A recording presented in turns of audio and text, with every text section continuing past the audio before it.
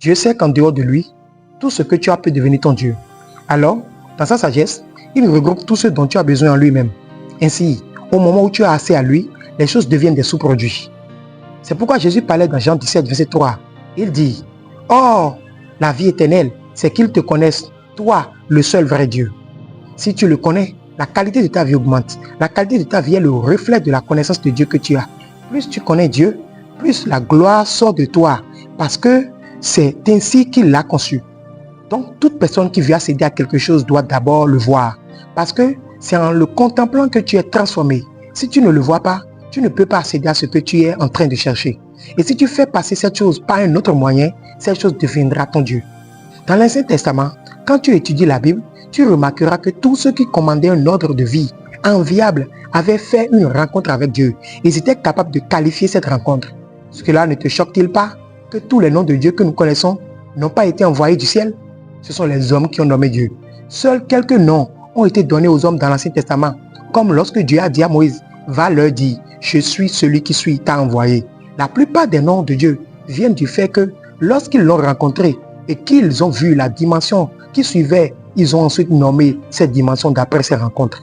Jéhovah Jireh n'est pas le Dieu pourvoyeur. Jéhovah Jireh signifie sur la montagne, il sera vu. C'est pourquoi Jésus a dit au sujet d'Abraham, Abraham, votre père, a vu mon jour et il s'en est réjoui. Donc Abraham a vu Jésus. Il a vu une dimension du Christ sur la montagne. C'est ce qu'Abraham a appelé Jireh. Et lorsque Jésus est venu de nombreuses années plus tard et a dit aux pharisiens qu'Abraham l'avait vu, ils n'ont pas compris ce qui s'était passé. Ils ont dit, tu n'as pas encore 50 ans. Comment peux-tu prétendre qu'Abraham t'a vu? Et il les regarda et rit. Il dit, avant qu'Abraham fût, je suis.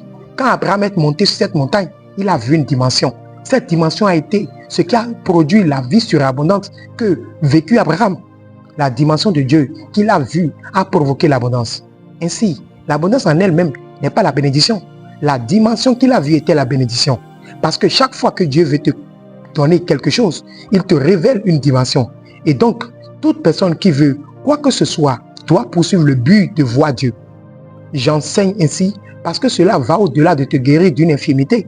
Le miracle n'est pas seulement la guérison. La guérison est incluse dans le miracle. Le miracle est une intervention divine, altérant les systèmes des hommes pour établir un ordre divin. La guérison peut en faire partie, mais c'est au-delà. Parce que certains d'entre vous qui m'écoutent maintenant, le miracle dont vous avez besoin, c'est qu'une addiction meure. Certains d'entre vous qui m'écoutent maintenant, le miracle dont vous avez besoin, c'est qu'une porte s'ouvre. Cela n'a rien à voir avec la maladie. Mais pour que cela arrive, tu dois rencontrer une dimension. Tu dois le voir avant de pouvoir commander cette dimension. Tu dois le rencontrer pour commander cette dimension. C'est pourquoi la bénédiction est pour tout le monde, mais seuls quelques-uns en font l'expérience, parce que seuls quelques-uns peuvent le voir. Mais tu sais, tu es gracieux, et il a vu et su que tout le monde ne pourrait pas monter sur les montagnes sur lesquelles les patriarches sont montés. Parce que tu sais que avant de voir Jireh, tu dois avoir sacrifié. L'échelle par laquelle tu montes pour rencontrer Jireh, c'est le sacrifice. Si tu n'as pas vu, tu n'as pas un Isaac à offrir, tu ne peux pas voir Jireh. Il y a beaucoup de chrétiens qui disent, oh Dieu va leur donner l'abondance. Ils réclament, ils citent des paroles sur l'abondance, mais ils ne le voient pas. Il y a une échelle que tu montes pour rencontrer Jireh. Cette échelle, c'est Isaac. Si tu ne peux pas offrir Isaac, tu ne peux pas voir Jireh. Peu importe combien tu le cites, citer et réclamer ne fonctionneront pas. Parce que pour chaque dimension de Dieu que tu vois, il y a un canal pour entrer dans cette dimension. Mais Dieu a vu que si j'attends qu'ils montent tous, très peu monteront.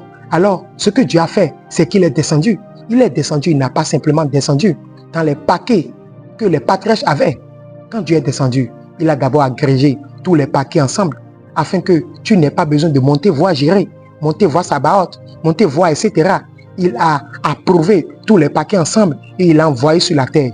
Et quand l'ange est apparu, il a dit, tu appelleras son nom Jésus. Parce qu'il sauvera son peuple de ses péchés. Donc, lorsque tu vois le Christ, lorsque tu vois Jésus, toutes les dimensions que tu recherches sont paquées, sont englobées en lui. N'as-tu pas lu la Bible? Prends la guérison par exemple. Dans Nombre 21, versets 4 à 5, quand Israël était mordu dans le désert, Dieu ne leur a pas donné des herbes thérapeutiques, pas parce que les herbes ne sont pas puissantes. Tu as dit à Moïse, fais un serpent d'airain, suspends-le à un poteau. Quiconque est mordu et regarde vers le poteau sera guéri. Donc, la manière de recevoir la guérison d'une morsure de serpent, c'est de regarder le serpent sur le poteau. Et lorsque Jésus est apparu dans Jean 3,14, Jésus a dit, de la même manière que Moïse a élevé le serpent dans le désert et que quiconque le voyait était sauvé, ainsi le Fils de l'homme sera élevé et quiconque le verra sera sauvé. Ainsi, toutes les dimensions de l'Ancien Testament qu'ils ont vues et dans lesquelles ils ont marché, les résultats dans lesquels ils ont marché ont été approuvés ensemble dans le Christ. Donc, le devoir d'un croyant qui veut être béni de Dieu est de lutter pour voir Jésus. C'est de lutter pour voir Jésus. Mais tu te demandes maintenant, mais Jésus est retourné au ciel. Comment puis-je le voir? Au commencement était la parole. La parole était avec Dieu. La parole était Dieu. Elle était au commencement avec Dieu. Toutes choses ont été faites par elle. Et sans elle, rien de ce qui a été fait n'a été fait.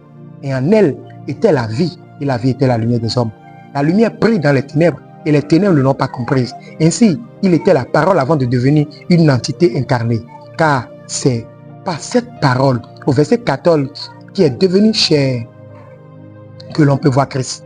Tu n'as peut-être pas été là au jour de sa chair, mais lorsque tu le vois dans la parole, tu es aussi bien que ceux qui l'ont vu dans la chair. Donc, notre devoir en tant que croyant est de voir Jésus. Et le seul endroit où tu peux voir Jésus aujourd'hui, c'est dans la parole de Dieu. C'est pourquoi un croyant qui recherche quoi que ce soit de la part de Dieu et ne passe pas par la parole est un plaisantin. Hello famille, merci d'avoir suivi cette vidéo jusqu'à la fin. Si ce message vous a parlé, likez maintenant la vidéo pour permettre à d'autres assoiffés de Dieu de la retrouver plus facilement.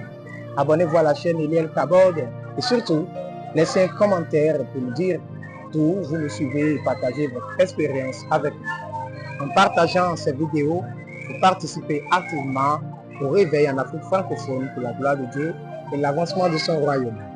Ici, nous diffusons des messages qui réveillent les consciences, restaurent la foi et embrassent les cœurs pour Christ. Alors, n'oubliez pas, likez, commentez, abonnez-vous et partagez.